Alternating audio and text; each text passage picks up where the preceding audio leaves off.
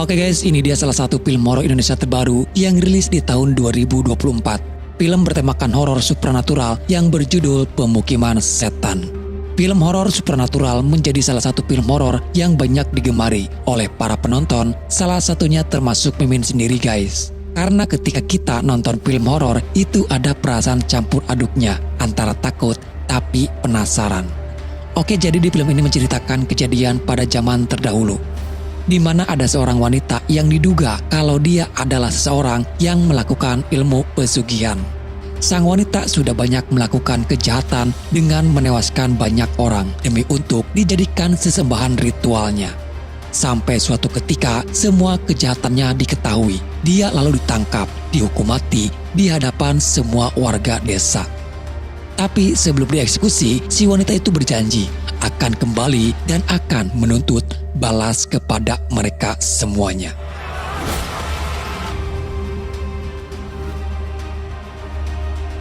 Lalu cerita berpindah ke masa sekarang. Di sini kita diperkenalkan kepada seorang wanita muda bernama Alin. Alin adalah seorang yatim piatu, kedua orang tuanya sudah meninggal dunia. Satu-satunya keluarga yang tersisa tinggal hanya adiknya yang bernama Bagas. Dan mereka berdua tinggal di sebuah kontrakan. Bapaknya meninggal hanya meninggalkan hutang yang dibebankan kepada Alin. Sulitnya mencari pekerjaan halal di tengah gempuran saingan yang terjadi. Terkadang membuat Alin sendiri merasa ingin menyerah dan sempat berpikir bagaimana kalau dirinya mengambil pekerjaan yang haram saja.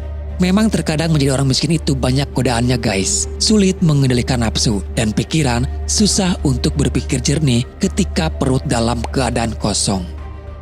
Tapi walau bagaimanapun keadaan mereka, Alin masih bisa bertahan. Pada saat itu seorang rentenir datang menagih tunggakan hutang ayahnya. Dia mengancam jika dalam waktu 3 hari Alin tak sanggup membayarnya. Dengan sangat terpaksa Alin harus menjadi wanita penghibur demi untuk melunasi semua hutang-hutang ayahnya. Di kontrakan itu Alin berteman dengan Gani dan Pitra. Gani dan Pitra ini adalah kawanan para perampok yang biasa beroperasi menyusuri rumah-rumah kosong. Dengan keadaan Alin yang sudah terdesak ditambah dengan lingkungan yang hampir semuanya adalah para kriminal seperti terjebak dalam lingkaran setan, yang pada akhirnya Alin pun terpaksa dan nekat ingin bergabung bersama Gani dan Pitra. Keputusan Alin cukup membuat mereka berdua terkejut karena pekerjaan ini resikonya sangat besar, bahkan taruhannya adalah nyawa Alin sendiri jika sampai tertangkap. Gani dan Pitra pun menolak permintaan Alin. Tapi Alin tetap memaksa. Ini sudah menjadi keputusan Alin. Tidak ada cara lain untuk dia bisa mendapatkan uang secara instan. Alin hanya diberi waktu 3 hari untuk melunasi semua hutang-hutangnya. Gani yang mendengar itu mencoba merayu Alin. Kalau Alin hanya butuh uang, Gani bisa membantunya. Bahkan Alin tidak perlu membayarnya. Daripada Alin harus melakukan pekerjaan ini. Namun Alin tidak mau menjadi beban orang lain. Selama dia bisa melakukannya, pantrang bagi Alin menedahkan tangan untuk meminta bantuan. Sementara di lain tempat kita juga diperkenalkan kepada Zia. Zia sendiri sebenarnya adalah seorang atlet lari. Namun impiannya menjadi atlet harus kandas karena cedera serius pada lututnya. Ternyata Zia sendiri adalah komplotan dari Gani dan Pitra. Gani dan Pitra merampok sebenarnya bertujuan baik guys. Hanya ingin membantu untuk membiayai operasi lutut Zia. Jadi pada dasarnya mereka berempat ini merampok karena dipaksa oleh keadaan. Dengan sebuah mobil, mereka berempat langsung menuju ke sebuah rumah kosong yang menjadi target sasarannya. Rumah kosong yang berada di tengah hutan dan jauh dari keramaian. Menurut informasi dari Bang Dodi, seorang informan mereka, kalau rumah ini adalah rumah orang kaya dan sering ditinggalkan oleh pemiliknya. Tentu ini akan menjadi target yang mudah bagi mereka. Setelah memantau, memastikan rumah itu benar-benar kosong, mereka akan beraksi pada malam hari. Beberapa lama kemudian tibalah waktu malam yang sudah ditentukan. Mereka membagi tugas, masing-masing dari mereka akan memasuki ke beberapa kamar. Gani akan bersama Alin dan Pitra akan beraksi sendirian. Sementara Zia menunggu di mobil sembari memantau keadaan di luar rumah. Komunikasi mereka menggunakan sebuah talkie-talkie. Aksi mereka seperti dipermudah karena ternyata pintu rumah itu sama sekali tidak terkunci. Setelah berhasil masuk, mereka berpencar. Pitra yang akan beroperasi di lantai atas, sementara Gani dan Alin beroperasi di bawah. Waktu operasi hanya sekitar 30 menit, jadi maksimalkan untuk mencari barang-barang berharga. Di salah satu ruangan, Gani dan Alin memeriksa kamar secara terpisah. Tak pernah mereka duga, ternyata di rumah itu banyak sekali emas dan barang-barang berharga lainnya. Namun disinilah keanehan di rumah itu mulai terjadi, guys. Alin melihat kalau pintu kamarnya yang tertutup sendiri. Tidak terlalu mempedulikan tanda-tanda tersebut, Alin terus mengambil barang-barang tersisa lainnya. Di lain sisi, Gani yang menemukan beberapa tumpukan uang di dalam lemari. Namun dia dikejutkan ketika membuka lemari itu lebih dalam. Terlihat ada potongan kepala yang tersimpan di dalam lemari tersebut. Tapi pada kenyataannya, di sana tidak ada apa-apa. Di kamar itu Alin mendengar seperti ada suara langkah kaki berlari dan terdengar suara teriakan adiknya Bagas yang memanggil. Bodohnya Alin tidak curiga dan mengira kalau itu Bagas. Alin malah mengikuti bayangan Bagas yang menuju ke ruangan bawah tanah. Untung saja Gani melihat Alin yang berada di depan pintu menuju ke ruangan bawah tanah. Alin berkata kalau tadi dia melihat Bagas masuk ke ruangan itu. Gani yang masih waras tentu saja dia mencoba menyadarkan Alin dan tidak mungkin kalau ada Bagas di sini. Gangguan tidak terjadi kepada Gani dan Alin. Pitra pun mengalami hal yang sama. Di dalam cermin dia melihat bayangannya yang bergerak sendiri. Dan yang lebih mengerikannya adalah ketika bayangan yang ada di dalam cermin mengeluarkan bayi di dalam perut Pitra. Alin tetap ngotot untuk masuk ke ruangan bawah tanah walaupun di ruangan itu tercium bau yang sangat menyengat. Tak pernah mereka duga, justru di sana mereka menemukan beberapa orang yang tergeletak dan ada satu wanita dengan kedua kaki dan tangannya terikat. Tapi terlihat wanita itu masih hidup, meminta tolong kepada mereka.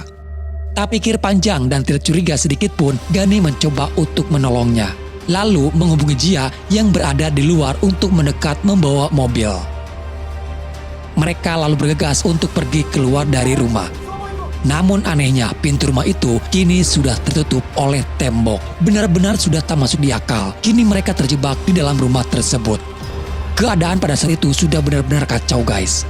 Gani lalu meminta kepada Pitra dan Alin untuk mencari jalan keluar ataupun mencari informasi tentang rumah ini. Sementara dia akan menunggu sambil menjaga wanita itu. Di ruangan lain, Pitra menemukan foto keluarga dan silsilah dari keluarga rumah ini. Namun bahasa dari tulisan itu menggunakan bahasa Jawa kuno. Kebetulan Pitra mengerti bahasa tersebut. Ternyata diketahui kalau wanita yang mereka temukan itu bernama Sukma, salah satu keturunan terakhir dari keluarga yang tinggal di sini. Di lain tempat, Gani mulai melihat keanehan yang terjadi kepada Sukma. Sukma seperti sedang membacakan sebuah mantra-mantra. Gani yang tidak mengerti apa yang diucapkannya mencoba untuk mendekat. Lalu tiba-tiba terlihat kedua matanya mulai berubah. Gani tak sadar kalau Sukma memasukkan cacing ke dalam kupingnya. Dan kini Sukma benar-benar sudah berubah menjadi sesosok yang mengerikan. Gani berhalusinasi diperlihatkan kepada teman-temannya yang telah meninggal. Tak lama kemudian, Pitra kembali dan melihat Gani sudah bertingkah aneh. Dalam penglihatan Gani, Pitra seperti Sukma yang mencoba mempengaruhi Gani untuk membunuhnya.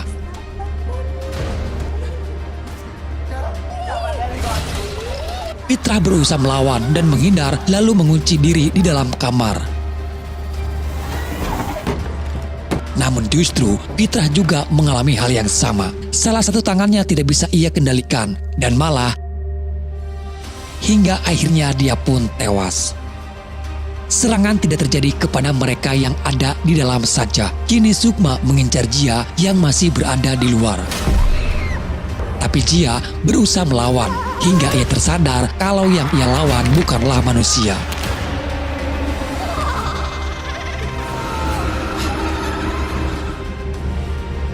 Di dalam, gangguan kembali terjadi kepada Alin. Dia diperlihatkan penampakan sesosok arwah gentayangan ayahnya. Lalu tiba-tiba seseorang tak dikenal datang, menarik Gani dan Alin dari sana. Pria itu adalah Urip, seseorang yang akan menjadi lawan Sukma. Urip sendiri adalah seorang utusan dari sang guru untuk menghentikan praktek ritual santet median yang selama ini dilakukan oleh keluarga Sukma secara turun-temurun. Urip menjelaskan santet yang dilakukan oleh keluarga Sukma adalah menggunakan media cacing agar membuat para korbannya berhalusinasi. Sukma yang mereka temukan di ruangan bawah tanah itu sebenarnya sudah Urip ikat dan kini mereka malah membebaskan Sukma. Mereka tak sadar kalau Sukma mempunyai kekuatan jahat yang sangat luar biasa. Gani dan Alin tidak sepenuhnya percaya atas apa yang dikatakan oleh Urip. Untuk membuktikan semua itu, Urip lalu membuka mata batin mereka berdua. Dan mereka dibawa ke masa lalu di mana asal-usul ilmu hitam santet median itu berasal. Ilmu santet median dipraktekkan oleh seorang wanita yang bernama Mbah Sarap. Seorang guru bersama para warga berhasil menangkap Mbah Sarap lalu mengeksekusinya. Walaupun Mbah Sarap sudah terpenggal, tapi dia masih sempat mengucapkan janji serapah kalau dirinya tidak akan pernah bisa mati dan pasti akan kembali. Hingga lahirlah keturunan dari Mbah Sarap yang wetonnya sama, yang tak lain dia adalah Sukma. Kekuatan yang dimiliki Sukma berasal dari nenek moyangnya yaitu Mbah Sarap. Dan sekarang semuanya sudah terlambat. Cara satu-satunya untuk menghentikan Sukma adalah dengan keris Sino Peteng. Keris itu juga yang dulu pernah digunakan untuk membunuh Mbah Sarap. Dan karena itulah Urip diutus datang ke sini untuk menghentikan ritual ilmu hitam tersebut. Pertarungan terjadi antara Urip dengan keluarga Sukma yang sedang melakukan ritual. Urip diberi kesempatan bisa mengalahkan Sukma tanpa harus menggunakan keris Seno Peteng. Tapi semuanya itu kini hancur berantakan setelah mereka melepaskan Sukma kembali. Mereka harus segera mencari keberadaan keris Seno Peteng karena hanya dengan keris itulah Sukma bisa dihancurkan.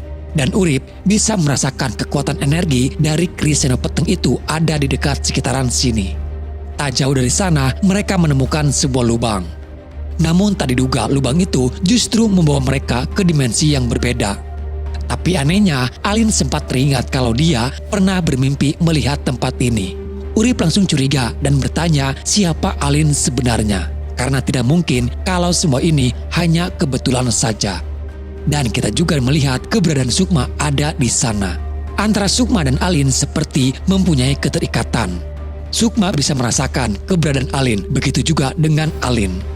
Lalu tiba-tiba Alin menjadi kerasukan melantunkan lagu yang berisi sebuah mantra-mantra. Urip tahu kalau mantra itu adalah mantra penolak bala. Melalui Alinlah akhirnya keris Seno Peteng itu ditemukan.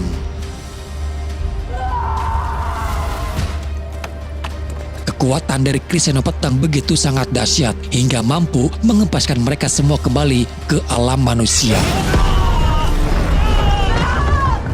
Dan disinilah pertarungan yang sesungguhnya terjadi ketika mereka melawan Sukma. Urip mencoba menghadang Sukma kembali, sementara Gani bersama Alin berusaha kabur dari sana.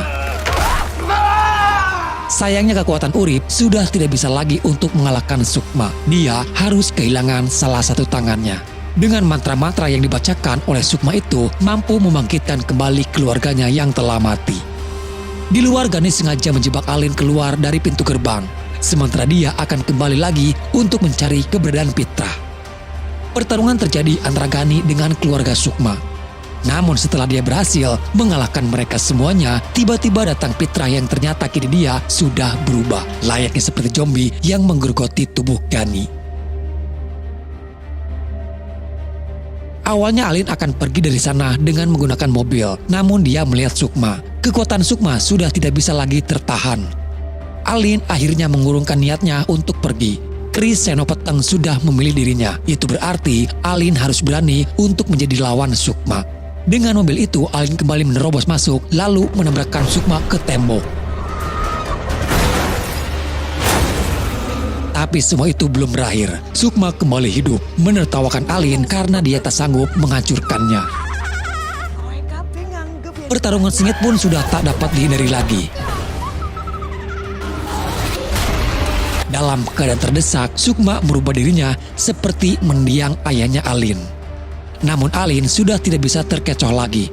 Hingga akhirnya Alin berhasil memenggal dan menghancurkan Sukma. Orang yang selamat dari kejadian pada saat itu tinggal hanya Alin bersama Urip.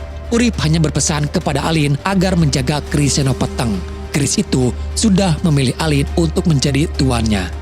Alin akan mendapatkan kekuatan dari keris Senopeteng dan Alin juga akan berkorban bagi keris tersebut.